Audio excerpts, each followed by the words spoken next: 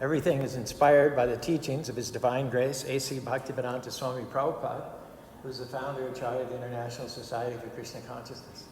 Om Agyanattam Vrandasyan Karangana Salakya Chaksurim Yeditam Yena Tajmai Sri Gurave Namaha. Our topic today is, it's not too late. We've all been through seasons in which we felt like we lost the time. We were in a relationship, we invested in it. It lasted for years and it just didn't work out. We lost those years. We weren't raised in a healthy environment. We didn't have the childhood that we should have had. It feels like we've lost our childhood. We came down with an illness or struggled with an addiction. Months passed, maybe years. It's time that we feel we can never recover. Feels like a total waste. However, our message tonight is that if you're keeping Krishna or God, the all-powerful Lord, the controller of time, first place, Krishna can make the rest of your life so fulfilling that you won't even think about what it is that you might have lost in the past. He's not just going to bring you out of that illness. He's going to restore the years that you spent taking the treatment. He's not only going to help you get over that person who walked out on you, He's going to bring you someone better. Your latter days will be better than your former days. In the natural, it should be too late. In the natural, you missed your chance. But Krishna is saying to you tonight, get ready. He's about to restore the years for those who keep Him first place. He's about to make up for time that you missed with your children. He's not just going to restore the relationship, but He's going to restore the years. He's going to make it seem as if you had never lost that time in the first place. Susa Young Gates, in her 1930 biography of her father, Brigham Young, second president of the Church of Jesus Christ of Latter-day Saints, and first governor of the Utah Territory, she tells about this event in Mormon history. Just as the crops were giving promise of a much-needed harvest, swarms of crickets hovered over the plowed fields like a devastating army, darkening the earth for miles around, eating off every blade of grass and every growing thing. According to Gates, the pioneers tried everything to drive away the crickets, but to no avail. Eventually, they resorted to a 3-day fast and prayer, which apparently yielded miraculous results. She writes, "And behold, a miracle. Rising from the borders of the lake appeared myriad snow-white gulls, settling on the fields, black with millions of crickets. The gulls seized them and swallowed them up, as if unable to fully gorge themselves. And when their crops were full, the birds would hop over to a ditch, a bank, or a convenient hillock, and then vomit what they'd eaten, then return again to feed on the countless crickets. The people stood in awe at this apparently direct answer to their prayer. Alas, the Mormons were saved by the seagulls' ravenous appetites for the crickets. Like them, sometimes you reach points in your life when you feel like you've sowed, you've weeded, you've cultivated, you've watered, and just as your harvest is about to bear fruit, it gets eaten by the crickets. You've been doing the right thing, but the crickets keep showing up just at the wrong time. This is a message for you today. Krishna is saying He knows that it hasn't been fair. He sees what didn't work out. He sees what's been stolen. And He's telling you today, He's not just going to stop the crickets. He's not just going to give you a good harvest this season, but He's going to restore the years that were stolen. He's going to give you this season's harvest and several more bumper crops in the future. That's how amazing Krishna is. He's going to make up for the years that you lost. He's keeping a record of everything that slipped through your fingers. He knows what you didn't get. He saw you working hard, raising those children, making sacrifices, and they haven't yet turned out as they should. He saw you taking the treatment, keeping a good attitude, praising Him when it wasn't improving, thanking him when you didn't get well. He saw you struggling with the addiction, trying to beat it, going to counseling, quoting the promises, but it still hasn't changed. Your harvest hasn't yet come. Don't worry, it's on the way. When it comes, Krishna's not going to just free you, just heal you, just turn your children around. He's going to restore the years that you've lost. You're going to still get a harvest from all those years you prayed, all those years you believed, those years you did the right thing, you worked hard, you helped others. That harvest has been stored up in a big warehouse for you.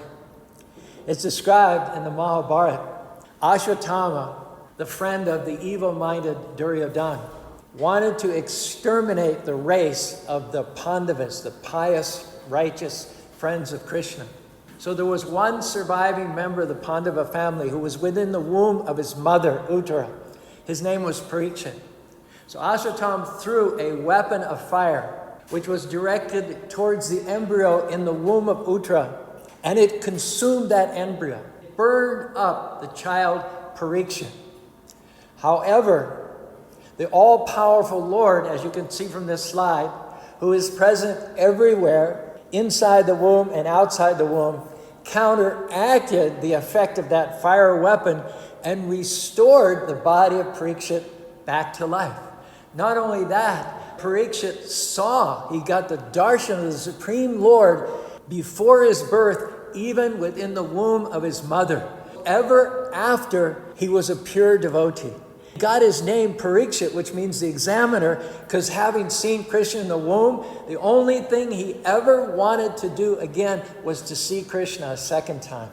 Ashwatthama thought that the weapon burned his enemy's child within the womb, but he didn't count on the fact that Krishna, or God, has the final say.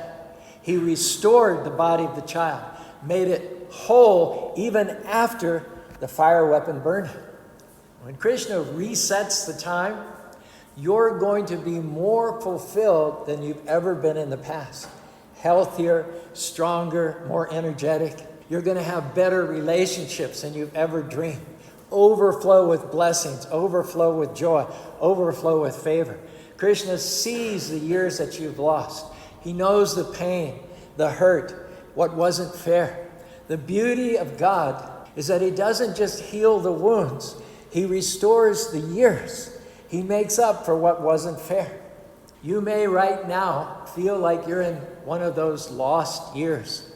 The pandemic has slowed your business, put your dreams on hold. You're dealing perhaps with an illness. A child is off course. You've invested so much, but now it just looks like it was wasted. The crickets came and ate up all of your harvest. Stay encouraged. Payback is coming. Krishna, God, is keeping the records. He knows how to not just restore you, but how to restore the years that were stolen, the years that were unfair, the years that were lonely, the years that you struggled with that depression.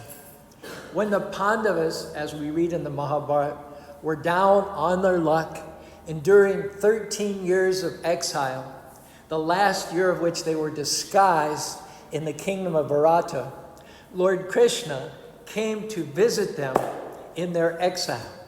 These words I'll describe to you. The Pandavas gazed at Lord Krishna. They marveled at how, although he was the supreme Lord of the entire creation, he had accepted the role of a human being and was now playing the part of their relative and friend. Krishna arrived and inquired after their welfare. Yudhishthira, the eldest brother of the Pandavas, said, "We are well, O Krishna, but tell me, we're hiding in disguise here in this remote kingdom of Bharat. How did you manage to track us down?" And Krishna smiled and he said, "You cannot cover fire. Fire is visible even when it's covered. Be blessed. May you grow in prosperity as a fire in a cave gradually grows and spreads itself around." After spending some time with the Pandavas, Krishna stood and left quietly. The Pandavas sat for some time, thinking about the visit they just had from the Supreme Personality of Godhead. Naturally, they were heartened by his show of support and encouragement. As a fruit of their meditation, they felt sure that the 13 years of their exile would be restored to them and they would regain their kingdom in Hastinapur. When Krishna restores the years, as he did with the Pandavas, you're not going to look like what you've been through. When Krishna makes up for what should have been yours, nobody's going to know that you were in exile. Nobody's going to tell that you had that loss, those bad breaks. Why? Because you'll be so blessed, so happy, so healthy that none of that wear and tear will show on you. And what was that? That was Krishna restoring the years that were lost. Krishna knows how to make up for what should have been yours. Just because it hasn't happened yet doesn't mean that it's never going to happen. It's being stored up. Sooner or later, Krishna's going to release some of those stored up blessings. And when he releases and restores the years, you'll see increase that you've never seen before. You'll see blessings that will catapult you ahead, divine connections, people than you've ever imagined. Those crickets may have eaten up your crop, so to speak. They may have taken your harvest. But here's the good news. It's only temporary. Keep a good attitude and everything that belongs to you is coming back. Double the health, double the freedom, double the promotion, double the joy, double the victory.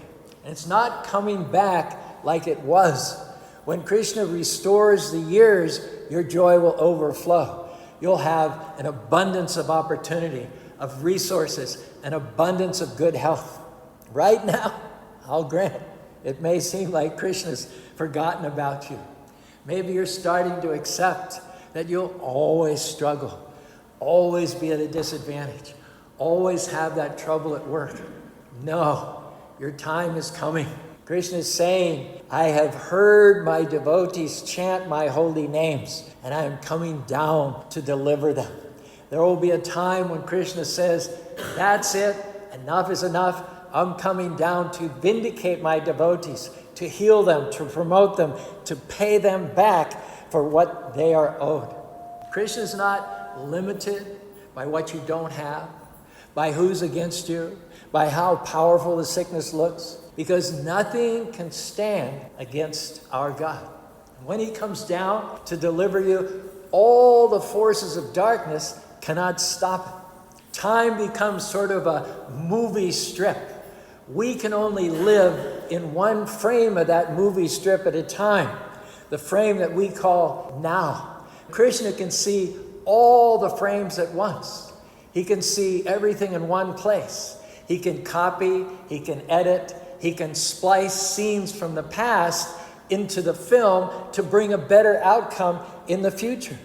Maybe, for instance, you did all the groundwork in the past, but it didn't happen when you expected it to happen. It didn't happen when you felt it should happen. What was that? Krishna wanted you to be more mature. He wanted you to be more prepared to shoulder the outcome. Once you learn the lessons that he wanted you to learn, then suddenly the position opens up. Suddenly the dream comes to pass. Suddenly the temple gets built. You didn't see it coming. You thought it was history. Krishna had been keeping the records. Key is don't focus on how big your obstacles are. Focus on how big your God is. He flung the stars into space. He spoke worlds into existence. He's saying to you what he said to others. I'm coming down to deliver you. I'm coming down to make things happen that you couldn't make happen on your own. I'm coming down to restore the years that you've lost. He's keeping the records of what you're owed, of the times that you've done the right thing, but the crickets ate up your harvest. You did your best, but you didn't get promoted. The loan didn't go through. The anxiety didn't go away. But in spite of that, you kept on believing. You kept on praising the Lord. You kept on being good to others. If you've been honoring him by chanting his holy names, then your time is coming. He loves all of his children, but he gives special favor to those who praise him with his holy names. Hare Krishna, Krishna Krishna, Hare Hare, Hare Rama, Rama Rama, Hare. Krishna is storing up the harvest that should have been yours. It seems like the crickets are eating it, but the truth is, what Krishna has for you is still en route. The joy that should have been yours, the years that you were dealing with that depression, still coming. The resources that should have been yours, those years that were overlooked, they're still on the way. The healing, the good relationships, the victory that you missed out on, it is still out there in your future. Would you agree with me? Dreams are important in our lives. In the words of Eugene Peterson, quote, they organize the present and direct its energies to future fulfillments. For instance, no one ever becomes president without first dreaming of being president. No one ever goes to medical school without first envisioning oneself going there. No one builds a house without first getting a picture of it in their mind and then onto the paper. No one climbs the highest mountain without having dreamed of doing so.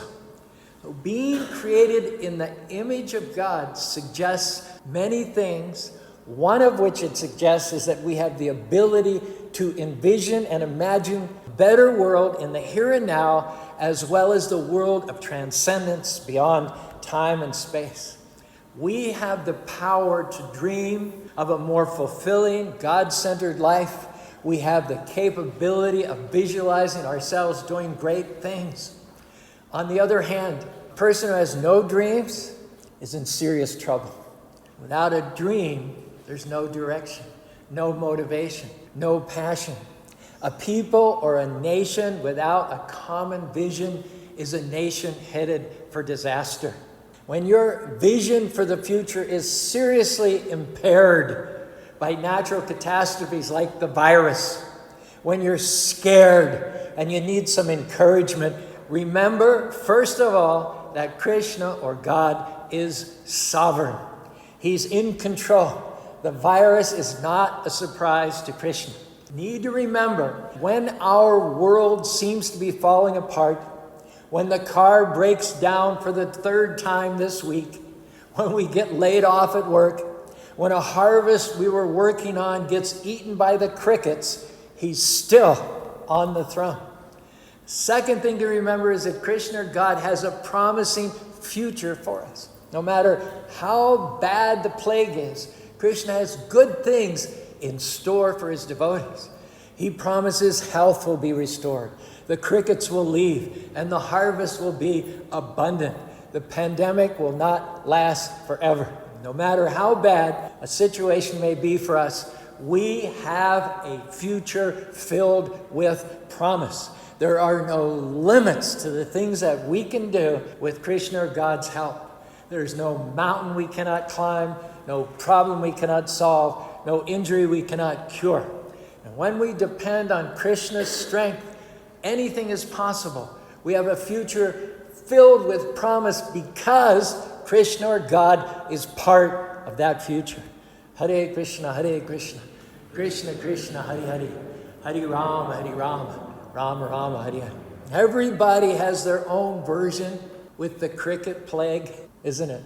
It might be the death of a loved one, the onset of a serious illness, loss of your job, failure to make the cheerleading squad, to get the lead in the school musical, get into the college of your choice. Any of these things could knock us down. None of them are fatal. They hurt, no mistake about that. But the damage they do isn't permanent. We are eternal spirit souls, part and parcel of God. We are not slain when the body is slain. We cannot be cut, we cannot be burned, we cannot be withered, we cannot be dry. Not even death can keep God from doing what is best for us. Krishna is sovereign no matter what. We have a future filled with promise. In the Bhagavad Gita, Krishna says, of subduers, I am time. Those who live God-centered life by chanting his holy names are never bewildered during difficult times. They know that the all-powerful Krishna subdues illness, subdues viruses, subdues critics, subdues the enemies, subdues death itself. Devotees know that Krishna or God can restore the years, make up for lost time. He's going to restore opportunities that you've missed, relationships that are not what they should be. He's going to restore the years his devotees lost by not making good decisions, giving in to compromise. Why?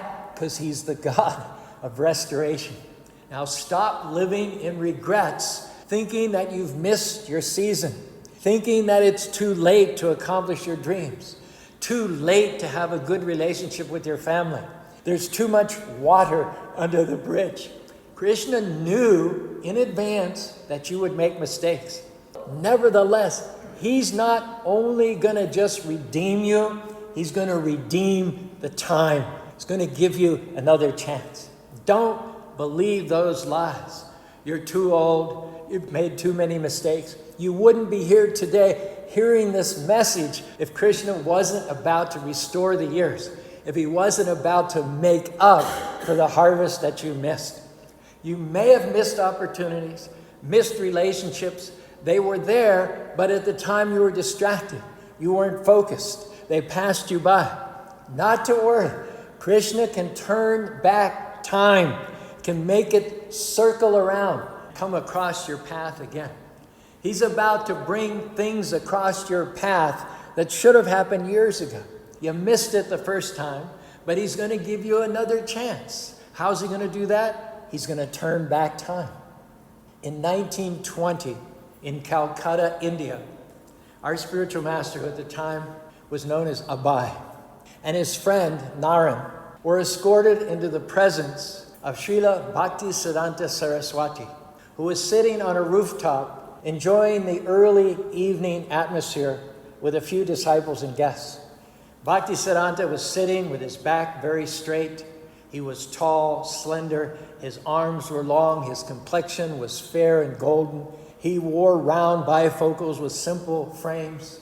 His nose was sharp, his forehead broad, and his expression was very scholarly, yet not at all timid. The vertical markings of Vaishnav tilak on his forehead were similar to those on the forehead of Abai, as were the simple sannyasi robes that draped over his right shoulder, leaving the other shoulder and half his chest bare. He wore the tulsi neck beads, and the clay Vaishnav markings of tilak were visible at his throat, shoulder, and upper arms. A clean white brahminical thread was looped around his neck and draped across his chest. Abai and Naran, having both been raised in Krishna-conscious families, immediately bowed down at the sight of the revered Swami. While the two men were still rising and preparing to sit, before any preliminary formalities of conversation had begun, Srila Bhaktisiddhanta said immediately to them, "You are educated young men. Why don't you preach the message of Krishna consciousness throughout the entire world?" Now, Abai had been brought up in a Krishna conscious family. He had never forgotten the teachings of Lord Krishna in the Bhagavad Gita. His family had always worshipped Krishna. Bhaktisiddhanta was promoting the very, very same mission. As Bhaktisiddhanta worshipped Krishna, Abai had also worshipped Krishna throughout his life and had never forgotten him. Now he was swept up in the Gandhian Free India movement and in his college studies. He had never forgotten Krishna consciousness of his youth. And now he was astounded to hear the Vaishnav Krishna conscious philosophy presented so masterfully. Despite his involvement in college, marriage, children, the national movement, and other affairs, he had never forgotten Krishna. And now Bhaktisiddhanta was stirring up within him that original Krishna consciousness. By the words of his spiritual master, not only was he remembering Krishna, but in a moment, he felt that his Krishna consciousness was being multiplied 1,000 times, 1,000,000 times. What had been unspoken in Abai's boyhood, what had been vague in his teenage years, what he had been distracted from in college, what he had been protected in by his father, now surged forth from Abai in responsive feelings, and he liked it. He wanted to keep it. Abai and his friend spent 2 hours listening to Bhaktisiddhanta on that rooftop in Calcutta in 1920. When they left, they walked down the stairs and out into the street. The night was dark. Here and there was a street light burning, a few open shops.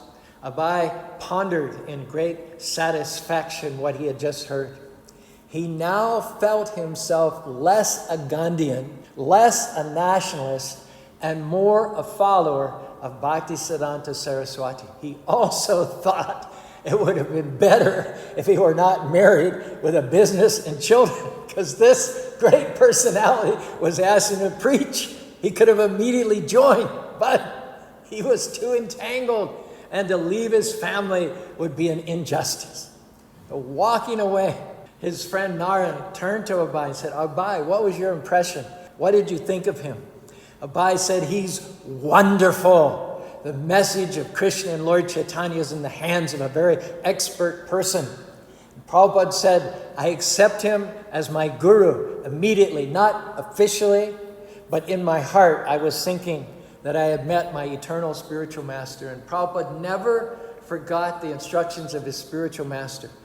Decade after decade after decade after decade went by, during which he had to maintain his family, engage in business pursuits to support them. And finally, when he was 70 years old, he set out for America. His friends, his well-wishers, his co-religionists all tried to discourage him. Across the board, they said, it's too late. You're too old. You've lost too much time. You've missed the chance. And of course, in the natural, they were right.